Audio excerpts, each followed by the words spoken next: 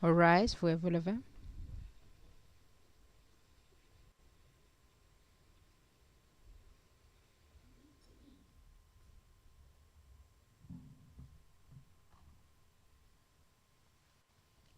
Please be seated. Pouvez vous s'asseoir.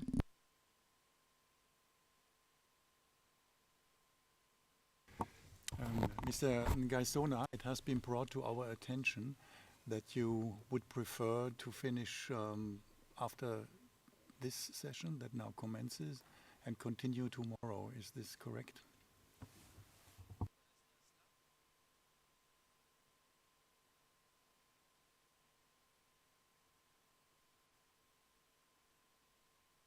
Pardon. No, no problem. Excusez-moi, Monsieur le Président. Je crois, à l'évolution des choses, je veux voir si je peux terminer à la deuxième session le point que je vous ai présenté. Et si jamais il me faut un peu de temps, je vous ferai constater ça, Monsieur le Président. We are fine with that, Mr. Gaisona. Please let us know. You have still the floor. Merci. Merci, vos honneurs, Monsieur le Président, Madame, Messieurs les juges. Au bord de la route à Boïrab, j'ai été accueilli par la population avec des cris de joie. Les femmes jetaient leurs pagnes, ce qui a forcé le véhicule à ralentir jusqu'à côté de l'église évangélique des frères de Ngumbutu, la concession voisine de la maison de mon père. Là, j'ai vu une foule immense, compacte, devant le portail de mon père. Je suis descendu du véhicule, j'ai commencé à saluer certains, puis je suis rentré dans la clôture pour prendre mon père dans mes bras. Il m'a amené au salon pour la prière. Une fois fini la prière, je suis sorti. J'ai vu devant le portail plusieurs jeunes mélangés avec des adultes, certains avec des gris-gris sur eux. Les gens m'ont dit que c'était les résistants anti-Balaka. Je me suis rapproché d'eux. Je les ai salués. Je me suis présenté à eux.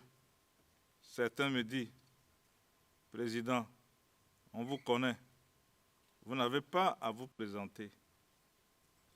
Ils me connaissaient à raison de mon rôle dans le football que j'ai hissé en République centrafricaine. J'ai dit merci et je suis reparti, resté avec mon père et les frères de mon père avec leurs femmes, qui étaient venus pour me rendre visite, y compris mes cousins et les gens de l'église. En ce moment-là, Monsieur le Président, Madame, Monsieur le juge, Winizu aussi était là. Avant de quitter, il me dit, je cite, « Grand-O, demain matin, je viendrai avec les Sangaris vous prendre pour aller régler l'attente avec le général de la mission française. » Le lendemain, vers 10 heures du matin, j'ai attendu le ronflement des véhicules s'approcher de la concession. Quand ils sont arrivés, ils m'ont demandé de venir avec eux dans leur véhicule blindé. Mais j'ai préféré me déplacer avec le président du parti politique MSK, M. Willy Bonan. Dès qu'on est arrivé à l'aéroport, les véhicules des militaires français sont restés non loin d'une base où j'ai trouvé beaucoup de résistants anti-Balaka. C'est là où j'ai croisé le capitaine Grimangou Charles pour la première fois et plusieurs résistants anti-Balaka. Winizu s'est rapproché de moi pour me dire qu'un lieutenant de l'armée française qui était à proximité était l'envoyé du général et que ce dernier a fait signe que je pouvais aller le voir. Monsieur le Président, Madame, Monsieur le juge, je me suis rapproché de lui. On s'est salué. Il me dit, c'est vous, Monsieur Ngaïsona? J'ai répondu, oui, c'est moi-même. Il me demande de lui remettre mon dossier que le général attend. Je lui demande quel dossier. Il me répond le dossier à déposer pour les élections de président de transition. J'ai répondu, ah, on ne m'a pas dit cela. En plus, vous dites que le dépôt de dossier va clôturer très bientôt. Comment vais-je faire dans ce laps de temps pour vous donner un dossier avec tout ce qu'on exige? Je ne peux pas. Je n'ai ni acte de naissance, ni certificat de nationalité. Tous mes documents ont été vandalisés par les Séléka. Ma maison a été saccagée. Je ne sais pas comment faire. Et même si vous déposez ma candidature, moi, lieutenant, qui votera pour moi là-bas? L'Assemblée est composée essentiellement de gens nommés par Ndoto Dia. Ce qui veut dire qu'ils feront confiance à un candidat sorti de leur camp, le camp de Séléka, et que cela sera très difficile pour moi. Monsieur le Président, il me dit, si c'est nous qui déposons ton dossier, on saura comment faire pour que tu passes. Fin de citation. Le problème est que je n'avais pas mon dossier d'état civil sur moi. Le seul document que j'avais sur moi était mon passeport.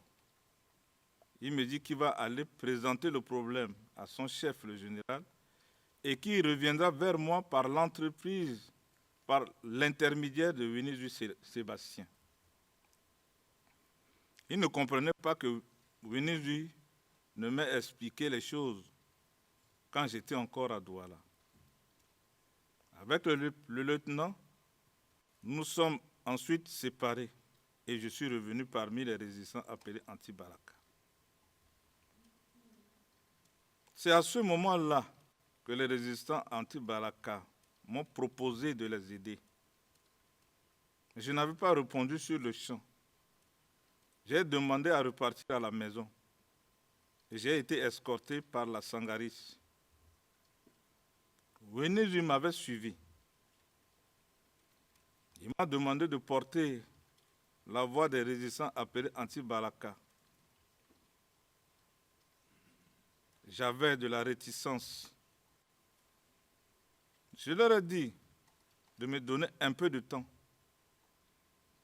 Ensuite, les résistants anti-Balaka de Boerab se sont rapprochés de moi pour me demander la même chose.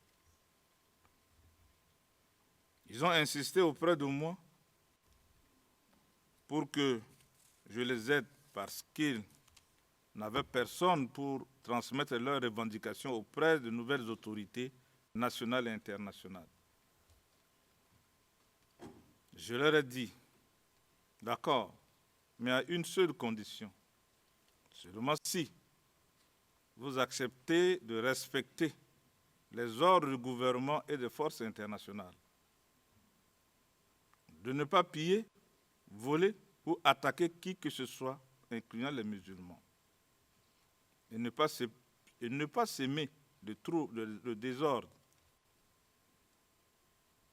On trouve satisfaction ou non. Je vous demande le ressaisissement de tout le monde, sans condition. Mes conditions ne sont pas négociables. Ce n'est qu'après, j'ai appelé Winnie pour lui donner mon point de vue et mon accord de les aider. Ensuite, je les ai mis en garde contre les débordements de leurs éléments. Je ne connaissais aucun de leurs éléments. Donc, il fallait leur faire prendre leurs responsabilités. Un jour plus tard, j'ai demandé à ceux qui étaient venus me voir de venir à une réunion chez mon père. Et j'ai aussi demandé de faire venir certains responsables résistants anti-Balaka pour qu'on se parle face en face, que les autres écoutent de ma bouche mes règles avant que je ne puisse m'engager à les aider. Le 16 janvier 2014, le général camerounais qui était le chef d'état-major de la force de la MISCA, le général Toumenta, a appelé Vénézuie et lui a dit qu'il voulait recevoir le représentant politique et quelques membres responsables des résistants. Le lendemain, dans son service pour un échange, Vénézuie m'appelle pour m'informer et qu'il verrait avec le capitaine Grémangou pour qu'il donne les noms des chefs résistants de son côté et que je vois avec le lieutenant Konaté qui était dans le 4e arrondissement s'il peut aussi désigner d'autres chefs résistants de Borab pour m'accompagner. Le lendemain, nous sommes allés avec un nombre de 8 ou 10, je ne me souviens pas bien exactement. Une fois arrivés, on nous a retiré tous nos téléphones. Le général a dit, sauf le téléphone de ministre. Le général nous a expliqué qu'il a des informations selon lesquelles certaines personnes sont en train d'organiser le boycott des élections du président ou d'une présidente qui aura pour mission de restaurer la paix dans le pays et qu'il cherche par tous les moyens à sécuriser cette élection. Que personne ne se mettra sur son chemin pour créer des troubles. Raison pour laquelle je cherche à rentrer en contact avec chacun des groupes pour échanger avec eux. J'ai pris la parole pour dire, mon général, je ne comprends pas ce que vous dites. Qu'aujourd'hui, on peut oser se mettre à travers cette élection alors que tout le monde attend avec impatience d'avoir un président qui ramènera très rapidement la paix. Et les résistants appelés anti-Balaka ne sont pas contre les élections. Au contraire, ils souhaiteraient que pendant ces élections, on choisisse une femme parce que les hommes ont montré leurs limites. Et ce que je tiens de la déclaration de 2 ou 3 responsables, c'est qu'ils veulent que la personne qui sortira de cette élection pense à eux, pour que ceux qui viennent de province puissent repartir. Au même moment, Monsieur le Président, Madame, Messieurs les juges, que le dernier qui prenait la parole, de terminer, le général reçoit un appel. Il quitte pour prendre l'appel.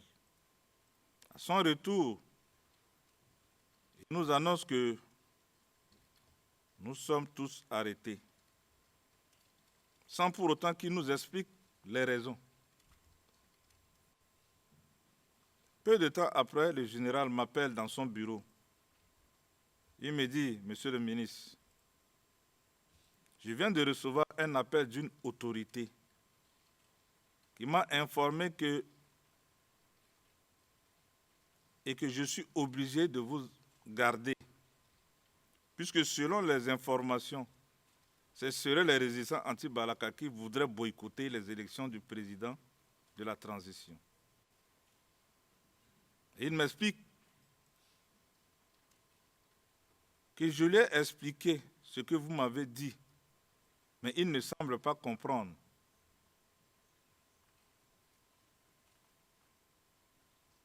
Mais je continuerai à discuter avec lui et je reviendrai vers vous parce que ce n'est pas normal.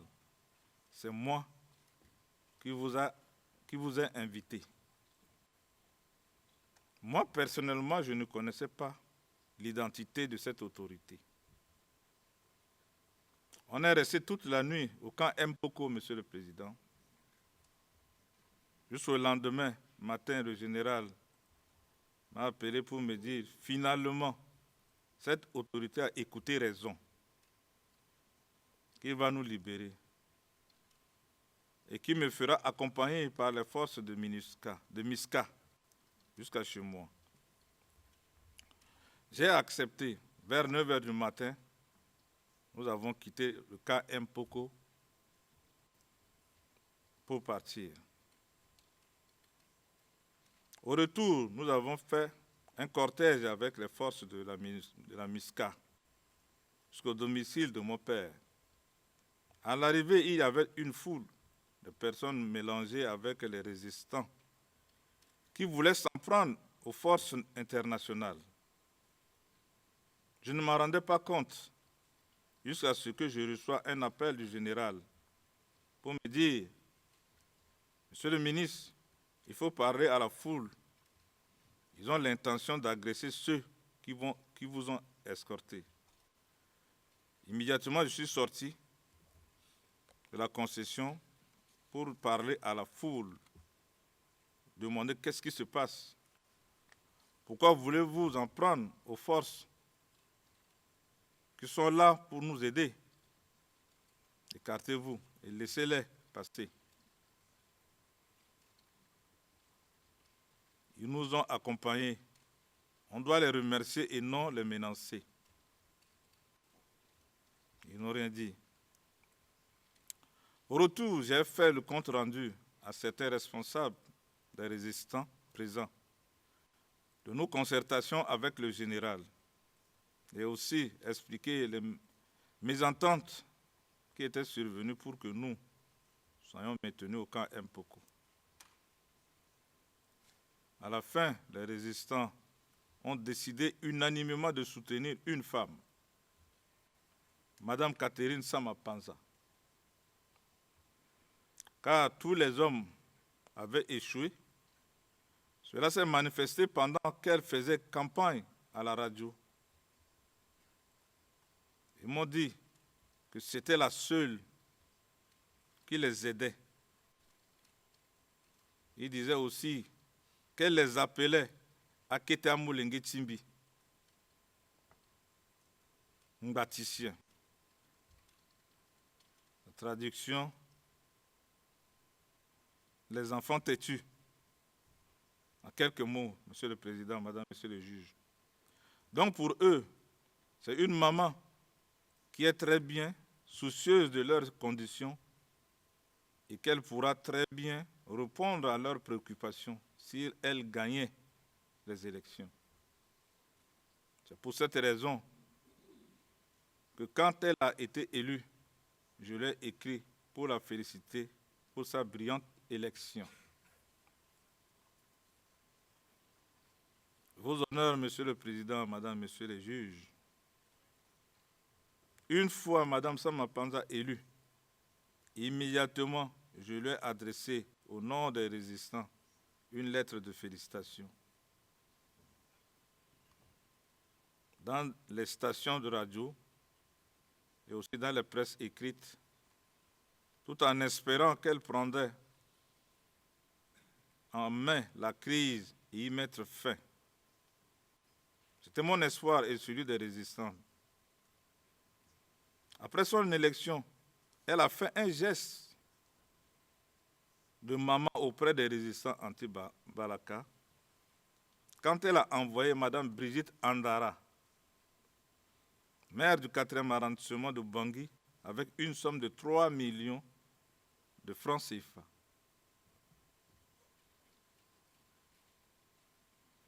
Peu de temps après, on a reçu une invitation de sa part pour aller lui rendre visite chez elle, vers le quartier Ngaragba, dans le 7e arrondissement de Bangui. Quand on était arrivé chez elle, je ne pensais pas qu'il y aurait d'autres groupes.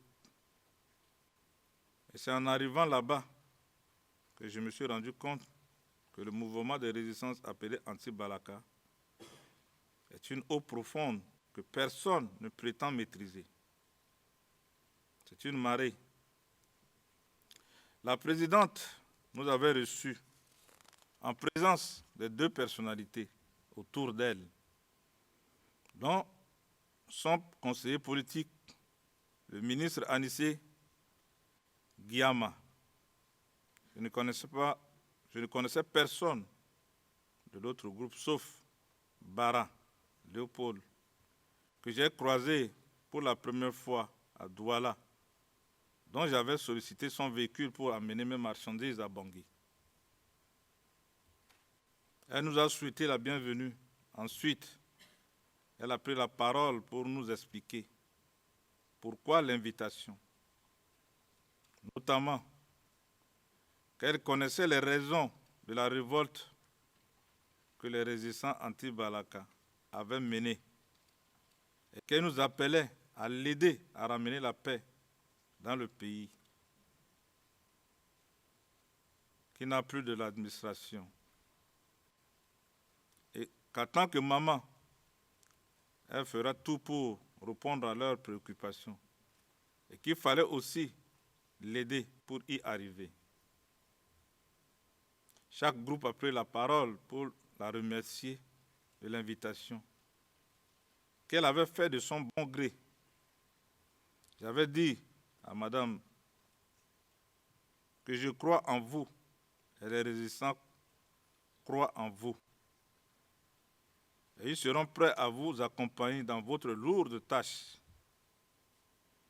Madame Catherine Samapanza a repris la parole pour nous remercier de nos messages, qu'elle compte sur nous et nous aussi de lui faire confiance.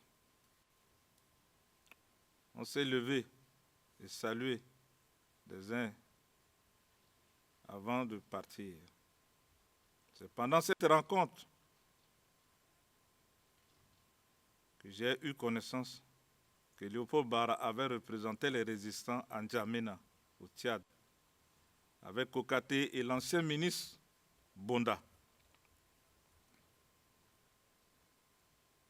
Après sa prestation de serment, la présidente a effectué son premier déplacement à Boïrab pour rendre visite aux déplacés internes de l'église catholique de Monastère. La population de Boïrab lui a jeté par terre leur pagne pour qu'elle marche dessus. C'était avec beaucoup d'espoir pour la population et aussi pour les éléments de mouvement de résistance appelés Anti-Balaka. Monsieur le Président, Madame, Monsieur le Juge, distingués membres de la Cour, quelques jours après son serment, le président du Conseil national de transition m'avait appelé par l'intermédiaire de son protocole pour me faire savoir qu'il voulait me voir. Le jour suivant, j'ai été reçu par son directeur de cabinet, M. Firmin Gerbada. Et peu de temps après, j'ai vu venir Léopold Bara et Kokaté Joachim. Le DIRCAB les reçoit et ensemble, nous étions assis dans un canapé devant lui. On l'a suivi dans le bureau du président. Il est sorti et on s'est trouvés tous les trois dans le bureau du président du CNT. Il nous explique qu'ensemble, avec la présidente, ils avaient décidé de faire appel à nous, que les représentants des résistants anti-Balaka devaient faire partie du gouvernement qu'elle voulait mettre en place. Et donc, il avait pensé à nous 3. Il nous a demandé de lui faire parvenir nos curriculum vitae. Il nous a dit qu'il les remettrait en main propre au nouveau Premier ministre. Le lendemain, chacun est venu donner son CV au président du Conseil national de transition, M. Alexandre Ferdinand Guindé, en main propre. Quelques jours après, le président du Conseil national de transition avait récupéré les dossiers. 2 jours plus tard, j'ai reçu l'appel du Premier ministre André Nzapayeke, qui m'a demandé de venir le voir à son domicile, 6 quartier Sika, à côté du lycée Marie-Jeanne Caron. Je me suis entretenu avec lui pendant une demi-heure. À la fin, il m'a informé qu'il avait envoyé mon dossier pour une enquête de moralité et que la décision finale reviendra à la présidente de la République. Je l'ai salué, je suis sorti et reparti chez moi. Quelques jours après, le gouvernement était annoncé à la radio. Il n'y avait qu'une personne qui était nommée dans le gouvernement, à la personne de Léopold Bara. Quelques moments après l'annonce, la foule des résistants m'avait assiégé avec une colère aiguë, tout en posant la question: pourquoi nous ne sommes pas représentés dans le nouveau gouvernement? Qui va porter nos revendications? Monsieur le Président, Madame, Messieurs les juges, ils ont manifesté leur colère jusqu'à sur les ondes des radios nationales et les presses privées, même auprès de la communauté internationale. Mais moi, je leur ai prodigué des conseils pour leur dire de ne pas tomber dans ce piège, que la présidente Sama Panza savait ce qu'elle faisait, que M. Léopold Bara les avait représentés en N'Djamena et que pour elle, c'était normal de nommer Léopold Bara, qui les avait représentés. Ils me répondent qu'ils ne le connaissaient pas. Le lendemain, le décret de nomination au cabinet du Premier ministre tombe et Kokate Joachim a été nommé ministre conseiller à la primature. Cela, une fois de plus, a fait monter la tension au zénith. J'ai été obligé de faire appel au président du Conseil national de transition pour lui présenter la situation. Il me dit: cousin, j'ai vu ton appel, mais j'étais occupé avec la présidente pour lui faire part de mon mécontentement par rapport à son gouvernement. Alors que de l'autre côté de Séléka, il y a plus, et je ne lui avais pas caché ce que je pensais, selon les dires du président de CNT. Je lui ai répondu que c'était justement à ce sujet que je l'appelais, parce que la tension est très vive et que je ne savais pas quoi faire. Il me dit: la présidente prendra contact avec moi pour régler ses erreurs, mais qu'il fallait calmer les jeunes. Je suis revenu vers eux pour leur expliquer les choses. Or, entre-temps, Winézu était venu nous dire que Mme Sama Panza l'avait appelé et a promis de rectifier et recadrer les choses. C'est suite à cela que Mme Sama Panza a dit à Winézu que les résistants anti-Balaka de chez lui fassent une proposition de poste qu'elle allait étudier. C'est comme ça qu'une réunion s'est organisée chez mon père, en présence des responsables des résistants appelés anti-Balaka. À la suite de cette réunion, plusieurs propositions de postes à responsabilité ont été proposées. Et c'est Wenezui qui a amené la proposition à la présidente de transition. Dans la proposition, seulement 2 personnalités ont été nommées, à savoir Charles Ngré Mangou comme directeur de cabinet au ministère de la Défense, Séraphin Personne Fékéré comme chargé de mission à la présidence de la République. Toutes ces propositions ont été faites par les responsables des résistants appelés anti-Balaka en ma présence. Et c'est à l'unanimité que la proposition a été adoptée pour envoyer à la présidente. Monsieur le Président, Madame, Messieurs les juges, au début du mois de février, après son investiture, la présidente nous a invités à venir la voir au palais. Elle nous a reçus dans la salle de conseil des ministres pour nous réitérer sa volonté de poursuivre sa mission de ramener la paix et la réconciliation entre les Centrafricains. Ces objectifs, elle voulait les atteindre avant les élections et souhaitait qu'on l'aide. J'ai pris la parole pour la remercier de sa disponibilité, de son invitation et de son engagement avéré d'amener le pays vers une réconciliation et la paix. Que pour moi, c'était un engagement que nous étions disposés à accompagner. Elle nous a exprimé son souhait de voir le pays soit pacifié très vite pour le bien du peuple centrafricain. Qu'elle souhaite qu'on l'accompagne dans cette lourde tâche qu'elle va conduire. J'ai pris la parole pour lui faire une proposition.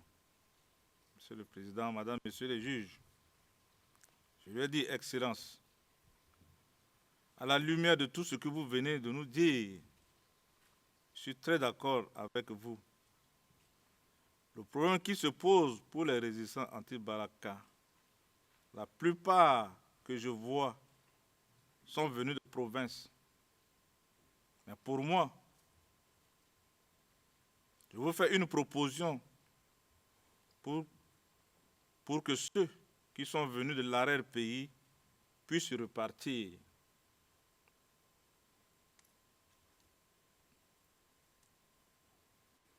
Madame la Présidente, je vous propose de recevoir les responsables des résistants appelés anti-Balaka qui sont venus de l'arrière-pays, c'est-à-dire des provinces, des petits villages. Vous leur expliquez que vous venez d'hériter d'une situation très difficile où il n'y a pas d'argent et que vous allez leur proposer de mettre à leur disposition un gros véhicule qui vont les ramener chez eux en attendant que vous négociez avec les partenaires de Centrafrique. Et quand vous allez trouver le financement, vous leur ferez parvenir quelque chose pour leur permettre de reprendre leurs activités champêtres. Et je pense qu'ils vont vous comprendre et accepter de repartir. C'était ma proposition. Parce que les jeunes que j'ai vus sont très compréhensifs. Comme en plus, les mois de mars et avril approchent, les tombées de pluie pour leurs champs. La présidente m'a remercié pour la proposition et m'a dit qu'elle allait me rappeler pour voir comment, très rapidement. Moi, je m'attendais à ce que la présidente m'appelle par rapport à la proposition que je lui avais faite pour le retour des résistants appelés anti-Balaka venant de province. Et cela est resté sans suite. Je ne sais pas ce qui s'est passé. Vos honneurs, Monsieur le Président, Madame, Monsieur les juges, distingués membres de la Cour, à ma grande surprise et à la surprise générale de tout le monde, on entend à la radio la déclaration inattendue de la présidente et du général Soriano de la Sangaris qu'ils ont fait en Baïki, traitant les résistants appelés anti-Balaka d'ennemis de la paix. Cela avait créé beaucoup de frustration générale au sein non seulement des résistants anti-Balaka, mais aussi de la population. Alors là, je suis tombé de nu, puisqu'elle me demandait de l'aider. Et je lui ai fait une proposition que je suis revenu expliquer à ceux qui m'ont recommandé de parler à leur nom et que j'attendais son feedback. Aussitôt, la Radio France Internationale, RFI, m'a appelé pour solliciter mes réactions. J'ai répondu en disant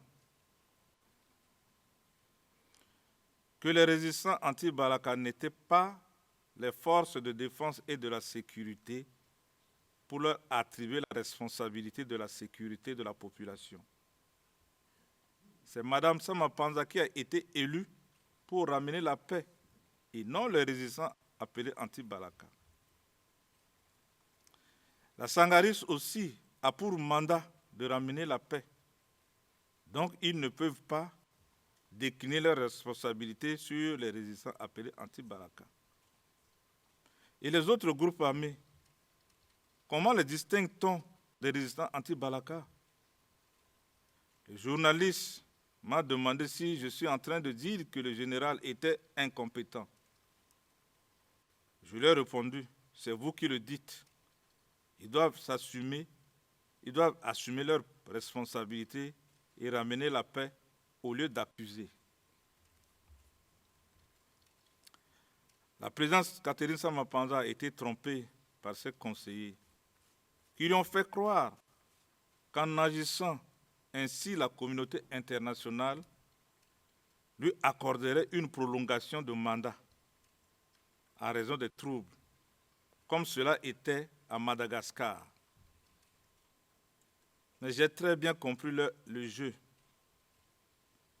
La prise en compte des revendications des résistants anti-Balaka était de la responsabilité du gouvernement et leur cantonnement aussi. Si elle avait essayé le cantonnement, ça pouvait aider à connaître la réalité du nombre de résistants. L'arcane de pouvoir de Sama Panza la manipulait pour la faire dévier de son objectif qui était celui de travailler pour la paix, la sécurité et la réconciliation en République centrafricaine.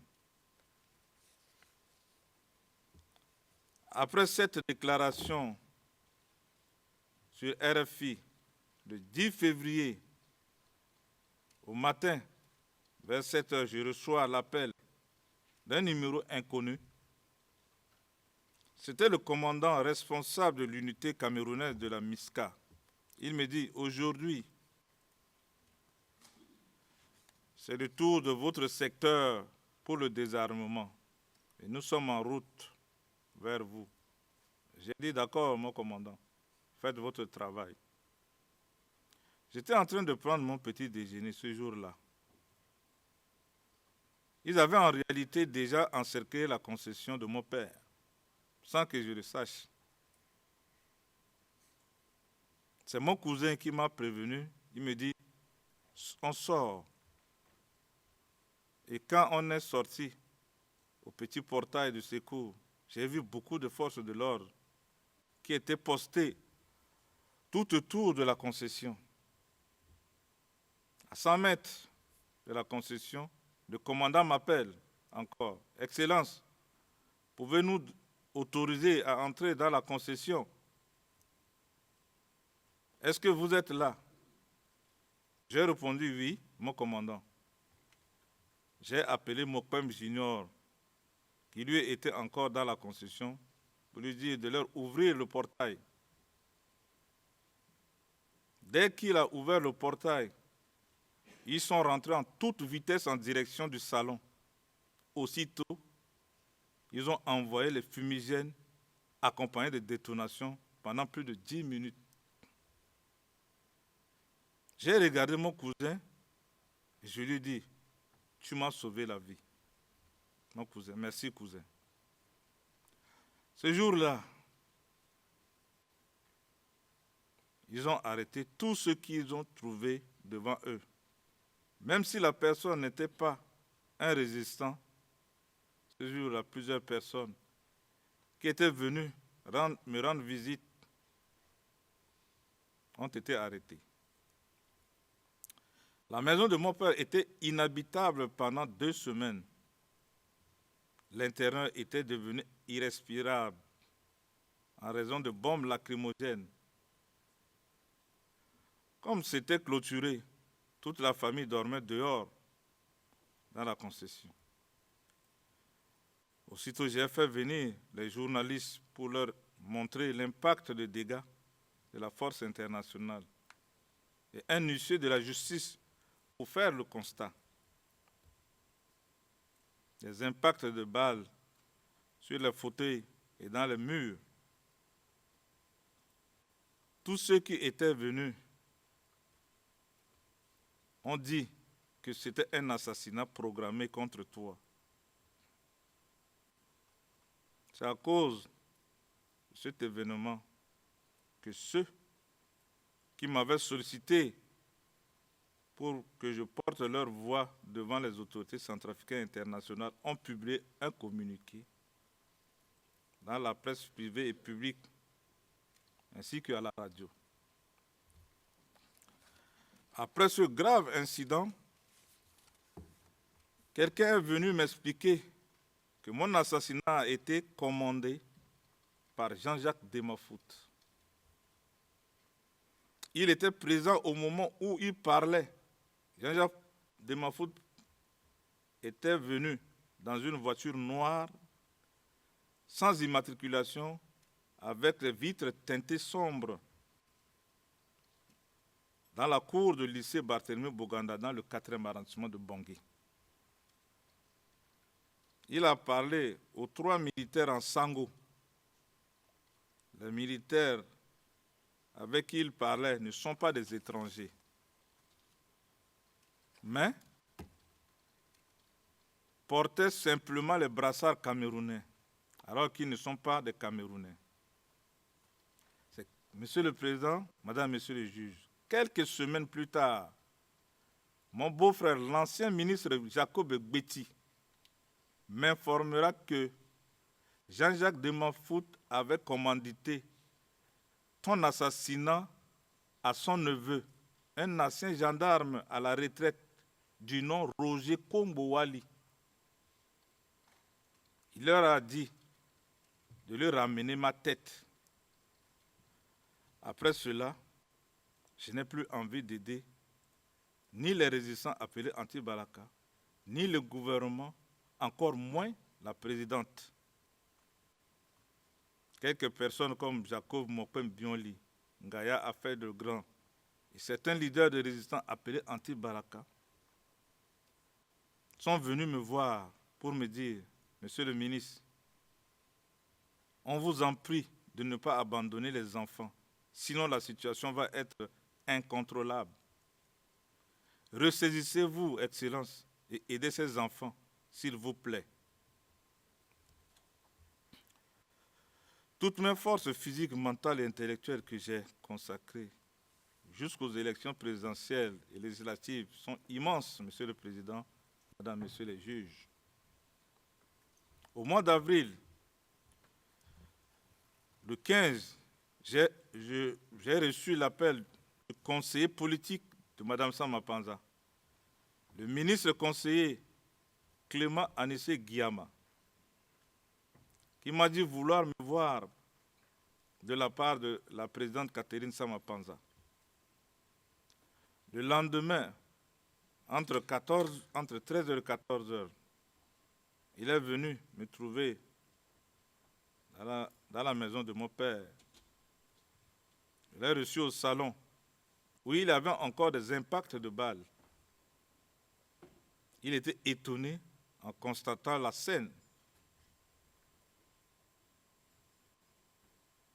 Après, il m'a expliqué que la présidente l'avait instruit de renouveler le dialogue avec moi afin de l'aider à aller vers la paix avec les résistants anti-Balaka. Vu qu'elle a perdu la confiance de la population après sa déclaration et celle du général Soriano Mbaiki. Elle voulait me rencontrer. J'ai accepté, à condition que certains responsables des résistants viennent avec moi, car ils avaient beaucoup à lui dire. Le 17 avril, nous sommes allés à la présidence pour la rencontre avec la présidente. Ce jour-là, je me rappelle la présence de certaines personnalités. Le directeur de cabinet, M. Mabingi, était là. Jean-Jacques Demafout était là. Mahamad Kamoun, conseiller spécial, était là. Le général Gambi était là. Yamal Christian, le secrétaire général à la présidence, était le professeur Anissé Guillama, ministre conseiller politique à la présidente. Je ne me souviens pas de la liste exacte des résistants appelés anti-Balaka, mais je me rappelle que les personnes suivantes étaient également présentes. Maxime Mokom, Mokanazui Orofei, Domate Dieudonné et Yagouzou Sylvestre.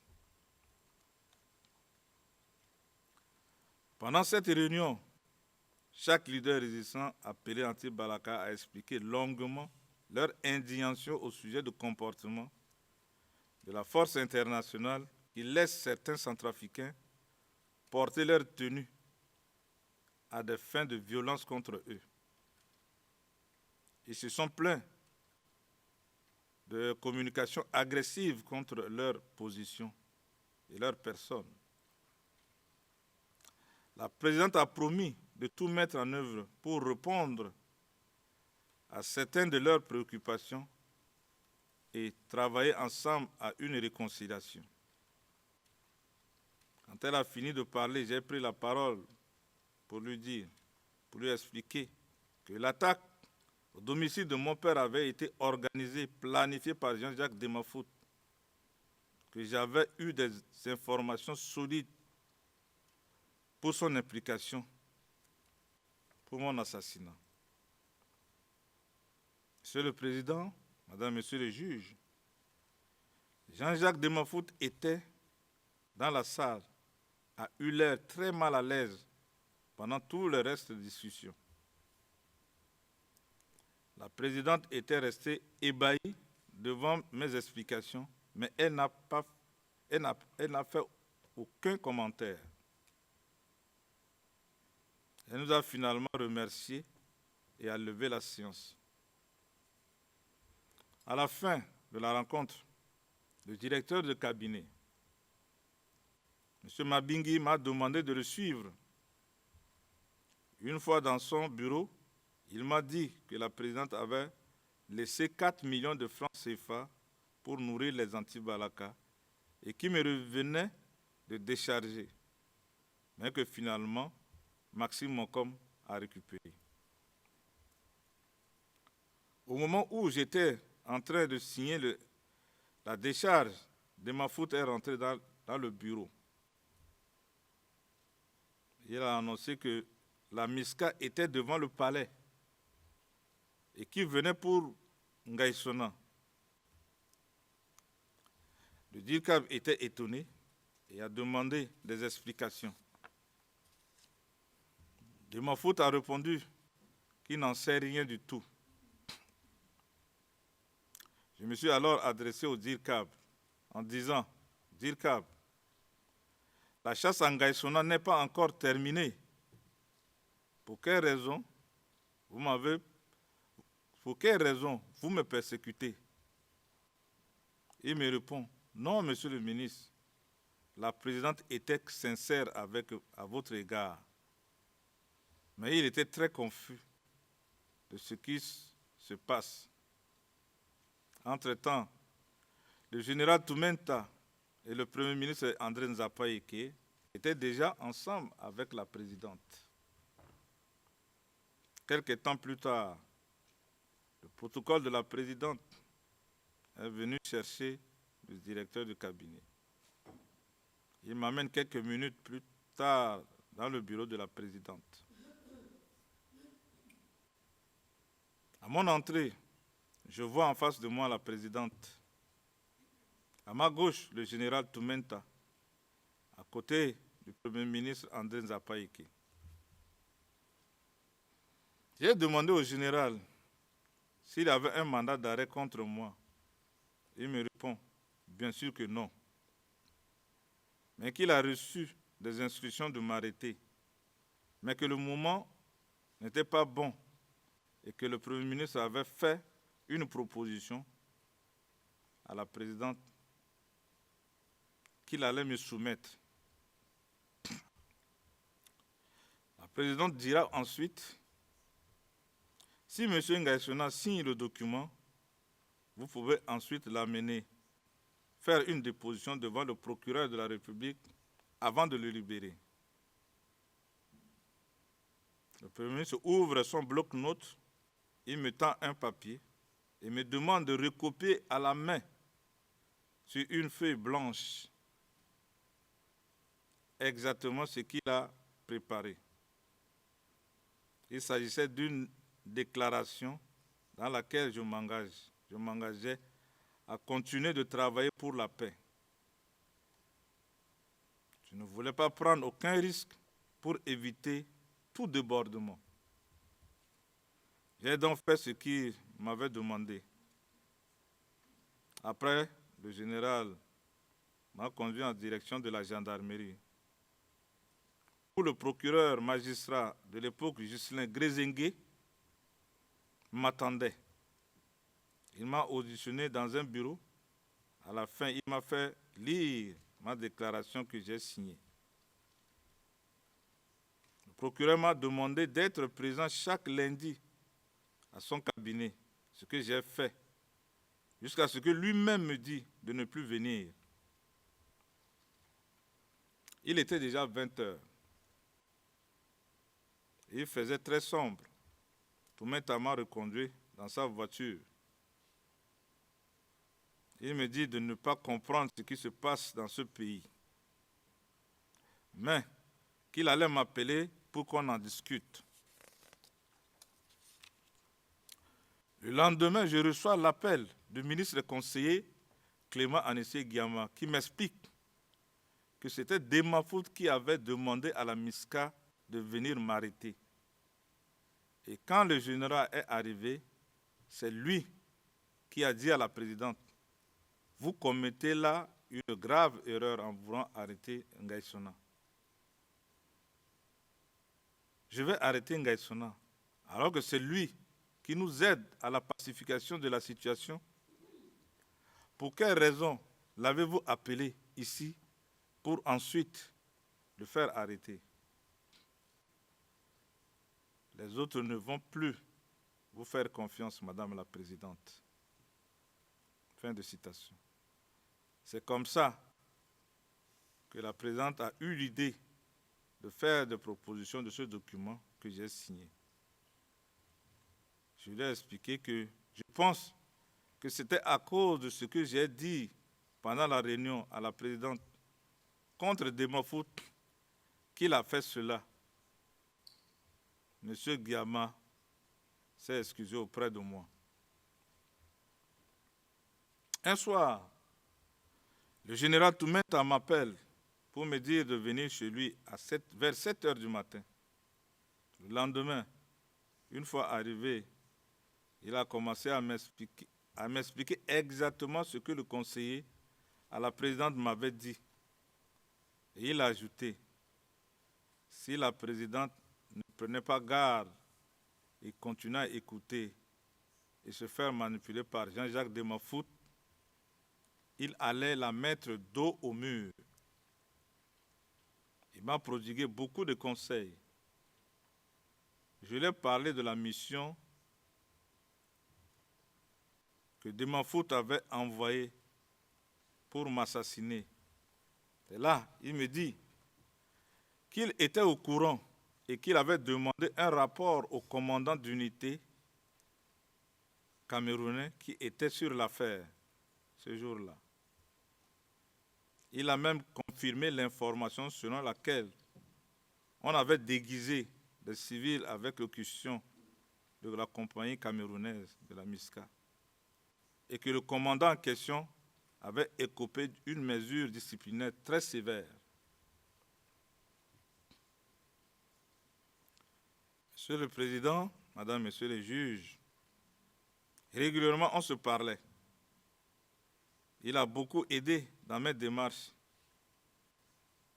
Et de ma part aussi, il a eu des conseils quand j'attendais parler ou assister à certains débordements de la MISCA. Immédiatement, je l'en informais. Et après, il les conseillait. C'était dans une entente cordiale que je travaillais avec ce digne officier général camerounais, dont l'avenir de la RCA lui tenait beaucoup au cœur. Malheureusement, la mort l'a arraché des mains des Centrafricains, qui appréciaient beaucoup son sens élevé de devoir. Paix à son âme. Monsieur le Président, Madame, Messieurs les juges, le gouvernement de transition a compris le travail que j'ai fait pour le retour de la paix et que ma vie était menacée. Une partie des résistants anti-Balaka qui ne voulaient pas continuer sur le chemin de la paix. Et aussi, j'étais menacé par la famille Andilo et Andilo lui-même qui voulait porter atteinte à ma vie. C'était une des façons dont le gouvernement de transition cherchait à me protéger et reconnaissait mon rôle crucial dans le retour de la paix en Centrafrique. C'est ce qui est confirmé par la décision de Madame la ministre de la Défense, Andé Koyara, en octobre 2015, portant le numéro de référence 751, et la décision du chef d'état-major adjoint de l'armée centrafricaine, Monsieur le général Victor Yacoub, portant le numéro de référence 318, issu du ministère de la Défense nationale. Après tous ces événements, j'ai préféré travailler directement avec les responsables de Seleka qu'avec la présidente. En même temps, nous avons initié avec certains responsables de la Seleka un projet de travail pour aller vers la paix ensemble, sans attendre le gouvernement. Parce que je lisais dans le comportement du gouvernement que si nous ne prenons pas nos responsabilités pour une réconciliation, ils ne feraient rien. C'est comme ça que j'ai pris sur moi, avec quelques responsables des résistants anti-Balaka, pour aller voir l'actuel ministre du Transport, John Abba Gontron, à son domicile. Nous sommes tombés d'accord que c'était une bonne initiative et qu'il fallait maintenant préparer un projet avec des termes de référence et aussi identifier les partenaires pour financer des actions à mener. Après plusieurs réunions, nous avons conçu un programme d'action à mener avec un budget qui se chiffrait à environ 49 millions de francs CFA. Au cours du débat, nous nous sommes dit qu'il faudra envoyer le projet avec le budget au gouvernement centrafricain d'abord et attendre le point de vue avant d'envoyer à la communauté internationale. Parce que ce travail que nous faisons, c'était le gouvernement qui aurait dû prendre l'initiative. Nous avons transmis le projet à la présidente, mais nous n'avons reçu aucun retour de sa part, ni de gouvernement. Peu de temps après, nous avons commencé à recevoir des invitations de la part de la ministre de Réconciliation, Mme Montaigne. Il y a eu plusieurs réunions dans lesquelles on a commencé à nous conseiller de fusionner le mouvement de résistance appelé Anti-Balaka. Car le gouvernement voulait avoir un seul interlocuteur pour aider à travailler. L'ONG Mouda faisait aussi cette démarche avec l'ONG Pareto pour fusionner les résistants appelés Anti-Balaka du Bangui et les résistants appelés Anti-Balaka du Sud. Au mois de juin 2014, j'ai reçu la première visite de Vivien Beina et de Palion Zilabo dans mon bureau de la Fédération centrafricaine de football pour échanger de la nécessité d'une rencontre avec ONG Mouda, souhaitée avec moi. Quelques jours plus tard, j'ai reçu un appel d'une certaine Anna Samapanza, qui s'est présentée comme étant la responsable de l'ONG Mouda. Elle est venue me voir accompagnée de Béna et de Zélabo. Ils m'ont expliqué la nécessité de regroupement dans une seule coordination, de manière à ce que les revendications soient fortes et qu'on puisse peser dans les négociations avec le gouvernement et la communauté internationale. Parce que si chacun va de son côté, ils ne vont pas nous répondre. Elle m'a expliqué qu'il fallait faire vite parce qu'il y a un programme pour un dialogue avec les Séléka en dehors de la République centrafricaine. Donc je n'étais même pas au courant. Donc j'ai fait appel aux leaders des résistants du secteur de Borab pour leur expliquer la nécessité d'aller à cette rencontre et s'attendre avec ceux du Sud. Pendant les discussions, tout le monde a accepté d'aller à cette rencontre conformément à la proposition de l'ONG Mouda et Pareto. Les deux ONG ont fixé une date et le lieu de rencontre dans l'enceinte de PNUD. L'ancien siège en face du ministère du Transport à Bangui. Il est ressorti plusieurs heures de discussion durant cette rencontre, une coordination unifiée dont la nouvelle a été diffusée partout dans les médias et au gouvernement et aussi à la communauté internationale. Cette coordination a pour mission de travailler pour la paix et la réconciliation. Après la mise en place de la coordination, on a été appelé à la présidente de la République pour une réunion avec les partis politiques et la société civile pour nous annoncer un dialogue qui serait organisé à Brazzaville, au Congo. La présidente a demandé aussi aux leaders des partis politiques et de la société civile de participer au dialogue. J'avais mené beaucoup de démarches auprès des représentants du président Denis Sassou Nguesso, qui était le médiateur de la crise en Centrafrique, M. Mokoko.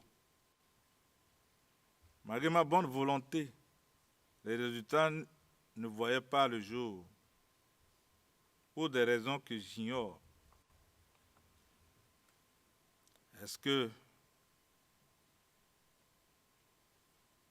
ce qui n'est qu'au moment où l'Assemblée les acteurs politiques et gouvernements ont senti. De notre côté, on menait des démarches ensemble avec les Séléka pour un dialogue entre les résistants et Séléka. Comme on était en quête d'argent, ils nous annoncent un dialogue à Brazzaville au Congo.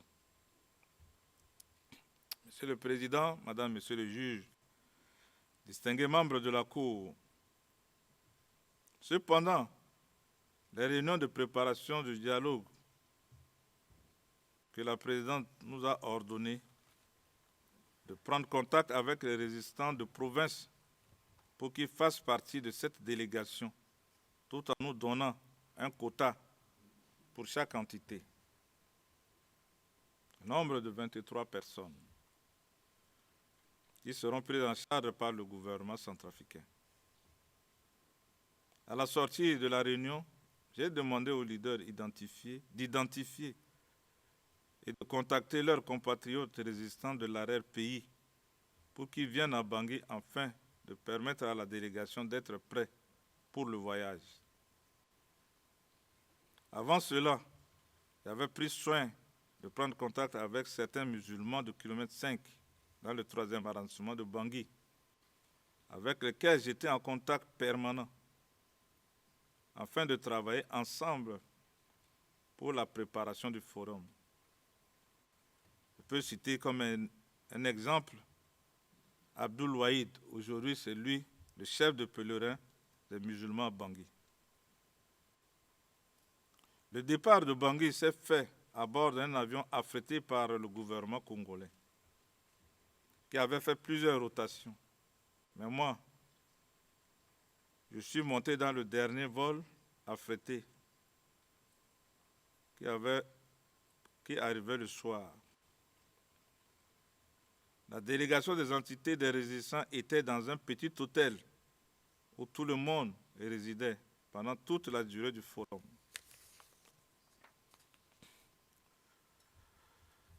Vos honneurs, Monsieur le Président, Madame, Monsieur le juge, distingués membres de la Cour, le président congolais Denis Sassou Nguesso a fait l'ouverture du forum en présence de la présidente Catherine Samba-Panza et de toutes les délégations politiques de la société civile, y compris les délégations de plateformes religieuses.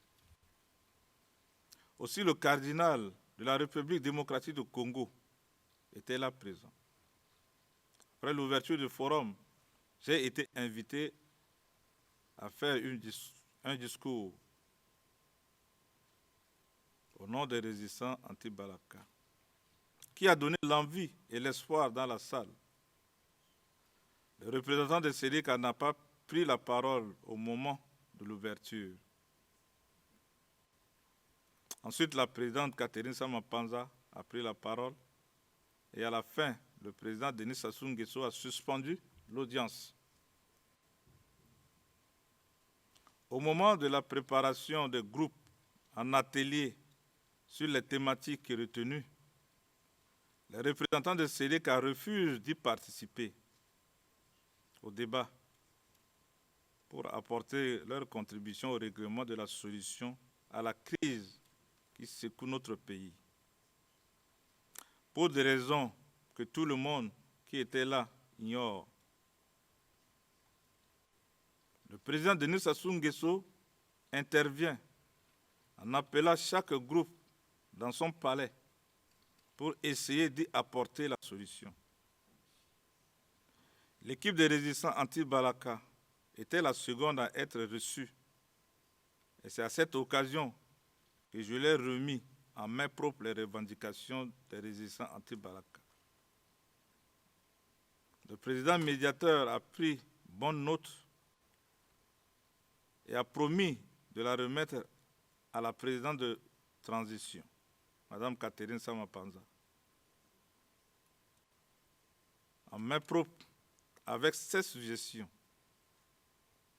Et par la même occasion, il nous a fait part de la revendication de Séléka qui voulait la démission de la présidente de la transition et mettre une autre transition en place.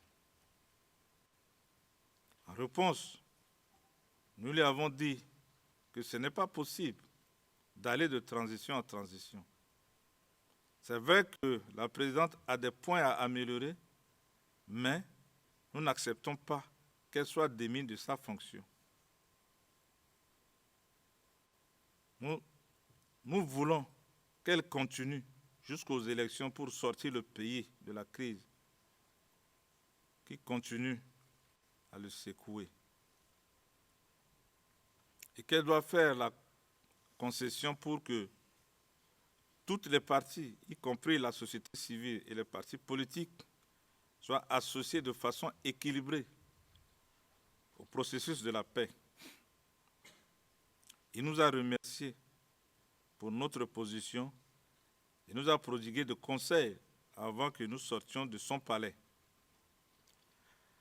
Après notre rencontre avec lui, il a appelé de nouveau les Séléka pour leur donner le point de vue des résistants anti-Balaka qui ne partagent pas l'idée d'une autre transition et qui souhaitent que la présidente de transition reste présidente. En ce moment-là, le Séléka sort une nouvelle déclaration selon laquelle ils sont d'accord pour continuer les travaux. Le médiateur les remercie et les encourage à le faire immédiatement. Dès qu'ils sont sortis du palais, aussitôt il sort d'autres déclarations préconisant la partition de la République centrafricaine. Le médiateur devenu furieux de la nouvelle les appelle et envoie me chercher dans la salle de plénière pour me ramener au palais de la République. Quand je suis arrivé, le médiateur président Denis Sassou Nguesso était déjà là avec les personnalités religieuses comme actuel cardinal Dieudonné Nzapa Laïnga, le sultan de Ndélé,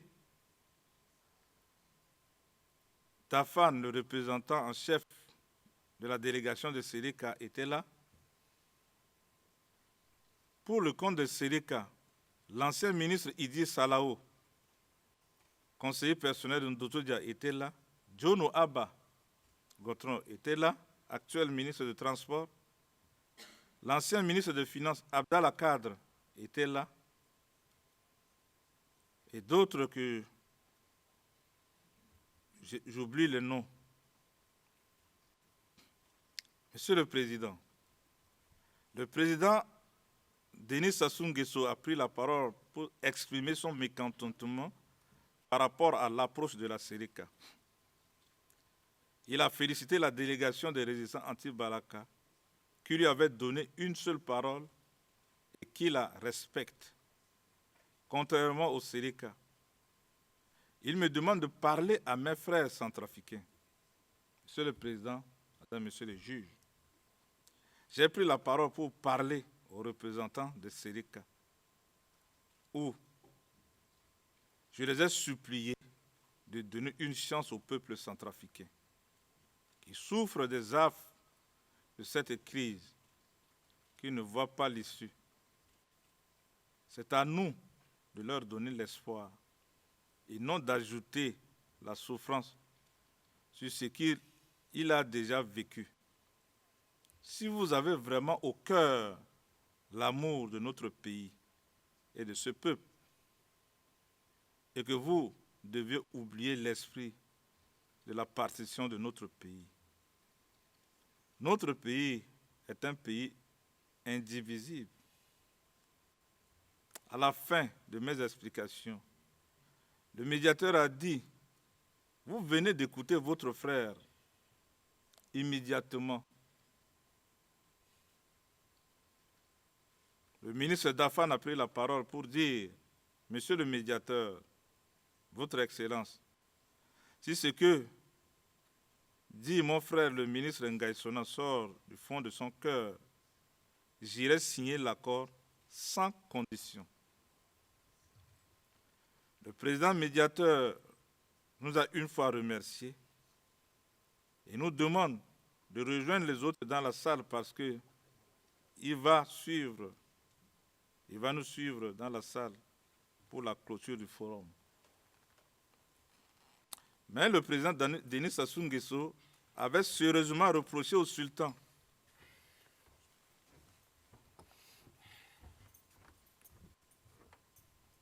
qu'un chef de terre n'a pas double langage. Et quand un chef parle, il s'assume. Vous m'avez donné votre parole de chef. Et vous sortez de mon palais, vous changez. Ce n'est pas responsable.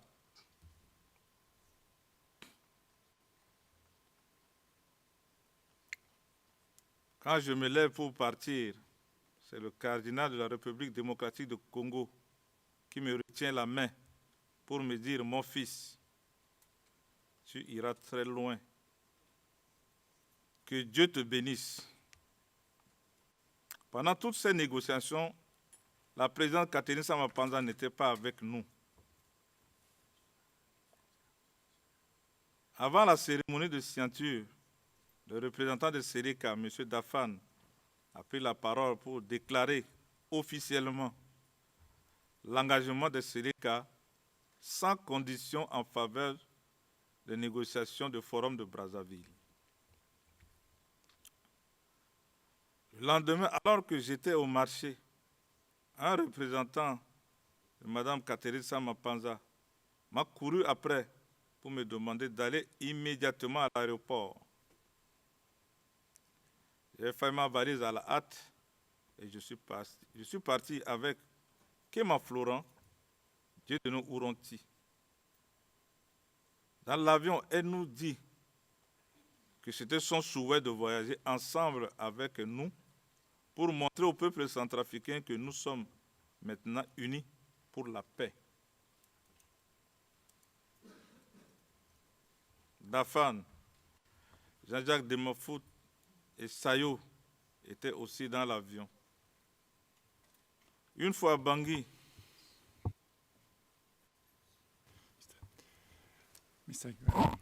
Mr. Gassona, can you stop a moment?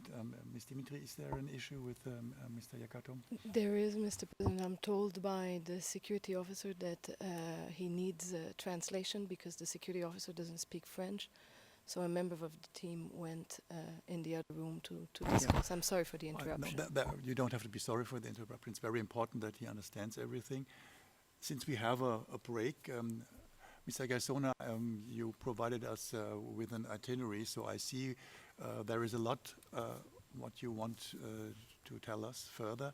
So you won't be able to finish today, I understand. So I also understand from what we have been made known is that you would prefer to stop midday, so to speak. That would be shortly in a couple of minutes, and we also understand that it must be exhausting to speak alone for a couple of hours. So is my impression correct? Would it be okay to say that we now stop the hearing for today and you finish tomorrow with your statement?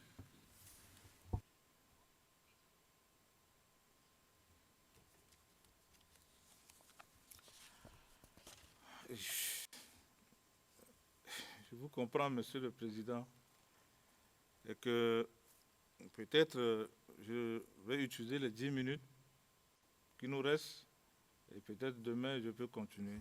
Of course. Si ça vous dit. Of course, if we are sure that Mr. Yakatom gets translation, then what is the problem, by the way, with regard to that? I think it's a health issue, but the security officer doesn't understand what is being said by Mr. Yakatom because the security officer doesn't speak French, Yeah, which is makes why now someone went with the security officer to see what is the issue with Mr. Yakatom. So, but if we have here a health issue, I think we would simply have to finish for today. You understand that, Mr. Gassona, if there is a health issue with Mr. Yakatom, I think it's best to stop here. And we hope that Mr. Yakatom will be better tomorrow. And if there is a problem with Mr. Yekatom tomorrow, we can do it perhaps that he follows from the detention center, if this would be possible. Yeah. So let's conclude the hearing for today under these circumstances, and we continue tomorrow at 9:30. Rise, vous vous levez.